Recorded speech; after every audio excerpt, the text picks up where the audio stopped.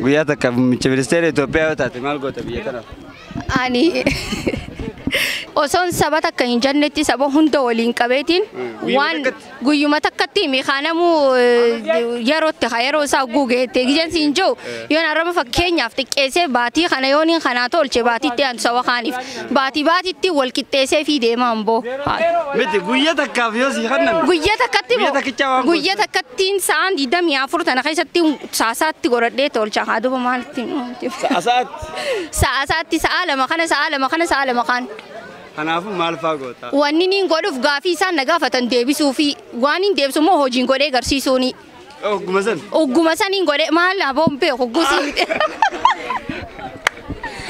أوغوسي مخاغارو إنواو إنجور واني كزام وان قوية كخيستي بيا يوني نانانغو أما موميتي بيا إثيوبيا أما فكينيا قوية كخيستي بولشاخا منواو كمانامتو خوني غانواو وان إنجر غافي نماتي نغافة تهون السلام عليكم قوتا دوري سيلانين غوريان ياكس توري سبا هوندا ولين كبه غافي نغافة ديبسو في أوجين غدو في أفانين توس غدو في أمو إنجر واني كسي قياتكم أصلا مينستير إثيوبيا تاتي مالقوتا مه أفان أورمو أفان وجيتين غدا أورمو أكيشين واي قبصورا هيان غنايتو واي دينك دبل أكيشين أبديتك أباته دانغان أورميا أكيني بكمتي أركض غدين أورمو جيتو وغنتو تججبا جل راحة سيانك غبتة أرد راحة سيانك فدرالتي نما سبق أنا بكوكم نما سبق أنا سبب برتي لقيتي كابو عسى كان سيرتي جاريدن سامبود أنغور ليوم بيله وهذا كانت فكرته يجو. إيه إثيوبيا بيا سبب موتاتي بيا سبب موتات أنا أكا متمورمو كفا أكا يساري بشب سانغوتي بوفي تمو بيا تكيجا سنتي مي هنگم ما سر إيه ما مالي أكا مت بيا تيتيس أورمو بيا جارتي ماله بيا تيجا كباجا سني मैं अकम करूँ याद है बीजे तुम बीजे सब सलमी थी योगजनो सब सलमी ये तो कैसे सब सलमी से दिदा मावली तो किस तरह का मैं चो फेडरलिज्म रुगा संगत डाबुला पकड़ने सोमालियन आकाश सोमालियत उफ्ताते औरमना कोरमत उफ्ताते आकाशमती गांबेला निस आका गांबेला उफ्ताते सिदामना का सिदामत उफ्ताते थी फेडरलिज्म मता ऐसा उफ्तन दे चो इथोपिया का फकात लफकेसे संबोधमो नमु उफ्तेति वांगा बोलती दाते वलिंजिरा था ये चो आकाश तिंजारो का मामले बकौल लफिताफी मिशिंगा हुंदा बोलते ने के इंदंदा मो नुल फाता ये चो कायों का ये चुन आकाश गोल ये चो फेडरलिज्म सिर्फ संगत दाबुल फेडरलिज्म सिर्फ काजन नो को जन्नो या फेडरलिज्म सिर्फ को जन्नो ओरोमोनिस उफ्ते अब्बा बिया थे उफक्काते गरुमो इथोपियान तो अकोबे कमती سبب لمي سديتا مولي خيس جراجن نمله ولا كان تكال أورم وريتشو إثيوبيا مان تونو أورم أكفكاتو ماله في إثيوبيا تونو أورميا أورم أكفكاتو تي قد أبدي سمبود سبب لمي له وان كان بيته ولينا كجراتان أكاس غورو كمته فكانيا فافرنو أفر أورم أفهم فدرالا غورو كايون كانيا تكفان كاجن نيتشو مغالا غودتي مغالا في فين دايتشو مغالا أورميا غورو هون مالراي أفهم أورم أفهم فدرالا هوجن أفهم أورم هون سبب سلمين هندينو يجو سامني قدام بيجي تانا أورمود فكانيا الله كانيا كنا أفرادو مومباسا أورمود الله نانو أورميا تانا سومالي أفرادو وندي أفار أفرادو سدام أفرادو سبب سلمي هدو جريتشو أورميا كنا تانغسل أفهم أورميا أفهم فدرالاتي إسان كنولن رافا يدمو تاني يجو يود كاته persentin terbatas maal sebab selalu khujurun orang muda wajib boleh tidak tan nano orang muda wajib dangkang kalau nih jadi tiada Tigray tapi malah isang kon hundinu itu orang muda wajib jiratan jadi malah jiratan dinak de karena undau wajib jirani change orang ini itu karena apa orang muda apa federal lah tadi isal lain apa kan ini beratani salbat bidu gudina sukses tadi jadi untuk tak karena godun dirkama tagayo macam restoran tadi cara kan bitu tuh demokrasi akadat demokrasi sebab berafiti dinak de ummanni khayyo ummanni oromoda miskina harka kagaleeyida akuma be kamantu tanafo biyisani rati abbata hani qabenya biyisani khaysa jiro dahabni me kakhaba wani biy oromiya khaysa jiro wante sanin raakay san fayyada godatin buaytu guyuma takat rabbi sayaqut amin guya takaf yo prime minister Ethiopia date mal gotame guya takaf yo prime minister Ethiopia te duraan dusarati ummatuma oromo harakatel kobaso ummat oromo harakatel kobaso yechun rakon ummat oromo ta kala masadi miti namni mana fi tolfatee deebi'ee ala tolcha. Waan ta'eef jecha of keessa deebiitiin uummata kiyya tajaajilu. Sabbooti sabaa fi sablammoota ollaa kee jiru hammadhee akka isaan hin rakkannetti guyyaa takkaaf yoo ta'e deebisaa uummata Oromoo deebisee bu'u. Deebisaa uummata Oromoo guyyaa takka fakkeenyaaf guyyaa takka sanitti maybe fakkeenya dhimma diree dhawaa yoo qaafne dhimma diree dhawaa federaalaa jalaa ba'u guyyaa takka sanitti danda'a. Guyyaa takka sanitti dhimma diree dhawaa kana Oromiyaa jala galchee adargee ba'uu ni danda'a jechuudha. Guyyaa saniif deebisaa uummata Oromoo irratti akka deebisee jechuudha. Kanaafuu kana godhuu hin danda'a jechuudha guyyaa takka sanitti. Amma guyyaa takkicha san keessatti uummanni Oromoo fakkeenyaaf magaalaa Dirree Dhawaa kana keessatti poolisa keessaas haalaan hin ijaaramne bulchiisa keessaas muuxannoo hojiitiin hedduu hin horanne guyyaa takkicha san keessatti akkas goote namni guyyuma takka waliin bee wal cicciree waliin fixu akkamii laaltu. So kana maal goote beektaa? Dhahaata kan adrii lama kan jaansanitti guyyaa takkicha sanitti tarsiimoo fayyadamu qabdu jira. Ani yoon si beekee yoon isa beekee isin hunda kallattiin adda facaafatanii namni takka moota guutatee kophaa mana ijaaruu jaan. Kanaafuu hawaasa waan na wajji dhiyaata hunda guyyaa takkicha sanii walii qabee hojii oolchuu danda'uun qaba. Maaliif ammas nama takka gizee hojii oolchitu qaamaan osoo hin ta'in yaadaan yoo hojii oolchite namni san bilchaate. Anna raantana amiiroo hoo akkana ta'e jee karaa isaa irra amiiroo waan kana yoo itti yaadde akkam taatan osoo jee waan san itti yaaddee galmaan ni geessee jechaa fi heeti. Kanaafuu waan kana hojii manaatiin uummataaf fanneen manni akkatti bobbogodhaa jechuudha. Guyyaa takkaaf yoo muummicha ministeera Itoophiyaa rabbi si godhe jechuudha. Piraayim ministeera Itoophiyaa si godhe maal gootame? Guyyaa takkaaf. Biyya sana fooniin godhu bakka lammii hunda jechuun walqixxummaan ilaala. Dimookiraasiin nama hunda kun xiyyaa miti osoo hin ta'in tokkummaan ilaala jechuudha. Ija takka. Guyyaa takkaaf muummicha ministeera Itoophiyaa yoo taate maal gootame? Guyyaa takkaaf. Nama sababa biraa ta'ee wareegama kafaluu danda'u guutuu akka Oromoo ta'ee fi lubbuun isaa yoo baate illee Oromummaa isaatiin akka du'uun qajeelfama kanatti dabarsa. Haala saniin jechuudha nama rakkoo keenya kaleessa gartee dirqamatti afaan tokkoon saba tokkoon seenaa tokkoon jecha tokkoon amantii tokkoon jaanii akka kaleessa diinni dirqi maqaa keenya nurraa jijjiire san akkuma kaleessa labsii guyyaa tokkootti maqaa keenya jijjiiretti labsii guyyaa tokkootti anis maqaa keenya kan kaleessaa deebise seenaan bara keessatti akka waggaa 150 gabroome jecha guyyaa tokkootti kan gabroome. Anis jecha guyyaa tokkootiin gabrummaa guyyaa 150 nurra turte mancaafne bilisummaa guyyaa 150 akka jiraatuuf guyyaa takkitti saniif carraan danda'u waan saniin fayyadamuu barbaada.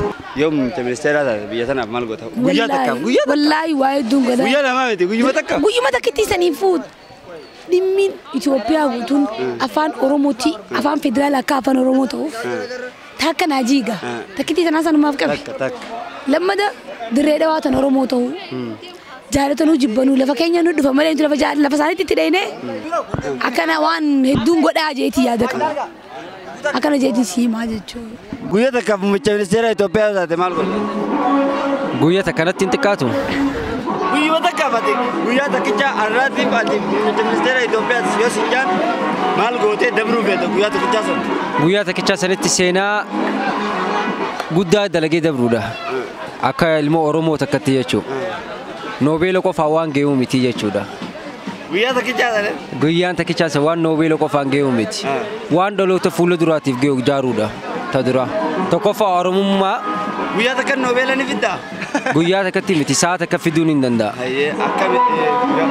Wanni inni fiduu danda'uun uummata kiyya saba kiyya waan hin cinaa dhaabbadhee waan isaan na cinaa dhaabbatanidha. Tokkummaan keenya akka cimu goone. Lammada sabaa sablammoota cunqursamee hunda fuula dura baasuudhaan sa'aa takka keessa ni danda'ama. Waan ni danda'u biiriidha. Biiriin ta'ee faayidaan qabaanne maaliif teessaa guyyaa saniifuu? Guyyaa takkichaa sanitti noobeela irra caalaa waan hedduu fiduu ni dandeenya jechuudha. Kanaafuu akka ilmoo Oromoo takkatti seenaa ganaa dhaloota lammaan yoo malqiyaamaatiif taa'u dalaguu ni dandeenya jechuudha. Egaa daawwattoota keenya kabajamoo gaaffii nammaan tana ijoollee gaafachaa jiru. Leencoo Abdushakuur harkadheetiin jira. Leencoo Abdushakuur kan hin gaafadhu ta'a jechuudha. Leencoo mana barumsaa Ragaa Harree keessatti qophii qarreen magaalaa Dirree Dhawaa qopheessitee jechuudha. Tokkummaa qarree magaalaa Dirree Dhawaa irratti qopheessiteen Leencoo Abdushakuur dhufee asitti argamee jira. Gamanumaan carraa kanaan anillee gaaffii reefuun tana ijoollee gaafadhee gaafachuun qaba jeetiin nu dhufe. Leencoo Abdushakuur baga walagar. Ulfaadhu galatoomii. Mana barumsa Ragaa Harree kana gaa'ummaan ta'e barsiisaa turte gamanumaanuu yaadannoo. Yaadannoo hedduu mana barumsaa kana keessatti qaba. Akkuma beektu gaarmeentii barsiisuu turte waan namuu keessa gaaf tokko qormaata qabna gartee dhibban fide jechuudha. Isin ni ajaa'ibdi bakka maaliif ambarotaan yeroo san gaa kubbaa taphachuu ture hangas fanan ture gartee dhibba ni ajaa'ibdi isin. Anggalgala gusin qormaata isin baaftee fudhadheetumaan daa jechuun jaamigaa deebisaa ta'a irraa fudhee taphadheetiin dhufee daffanee jechuudha. Nama afurii fillee kan gaafatan. Kun kutaan keenya illee kun aspiraatorii laata. Aspiraatorii. Ni diigame. Diigamee jaramee garuu aspiraatorii. Mudannoo ajaa'ibatiin as qaba jechuu kiyya. Akkasitti dhuftee ati kutaa isaan keessaa jechuudha. Sirrii. Hayyee beelechoo. Yaadannoo bareedaa qabda. Makkii Abdullaahi akkuma beekamu sirboota hedduu Dr. Ali Birraafis nama hedduu kadhate. Ali Birraaf sirba meeqa kanname isa? Sirba meeqa kanname? Anis biyyaan qaba. Yaa ni jira xayyaara yaadaa shitaabsa hedduudha. So sagaa moor aggaar sana jee keessa anis biyyaan qabaadha. Kanaaf Makkii Abdullaahi nama hedduu dandeettii cimaa qabuu fi kennaa addaa qabdudha. Haadha hayyuu qaba gaataraaf leecoon kennaa adda addaa qaba. Yeroo hedduu sirba babbareedaas nuuf sirba haadha duuba jira jechuudha. Waan takka duuba jira. Wanni iccitiin guddaa saba garuu haadha meequma waan leencoo guyyaa takkaaf yoo Prime Minister Itoophiyaa taate maal gootame biyyatti.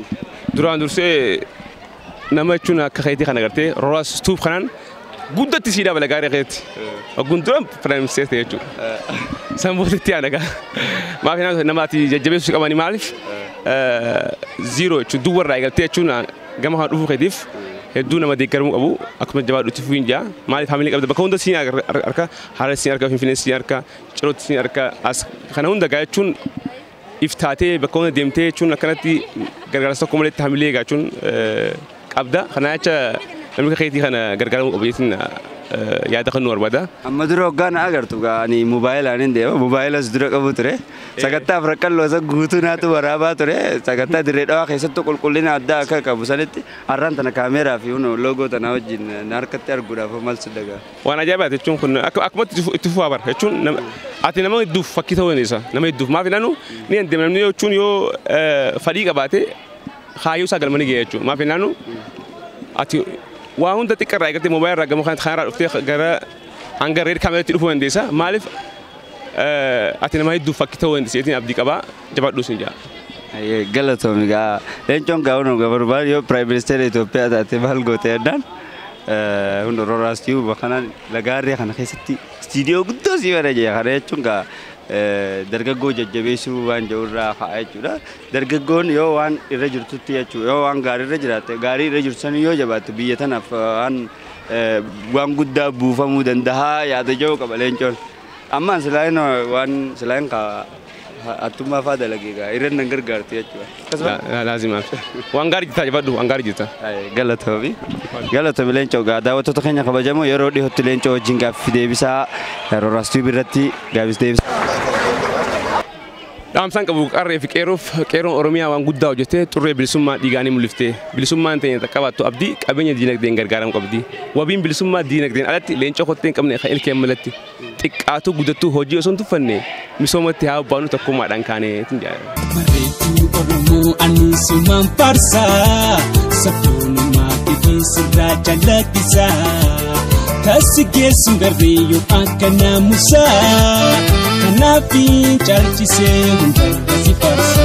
Shakoriyee shakoriyee ashitayee shakoriyee ashitayee shakoriyee shakoriyee ashitayee shakoriyee shakoriyee ashitayee.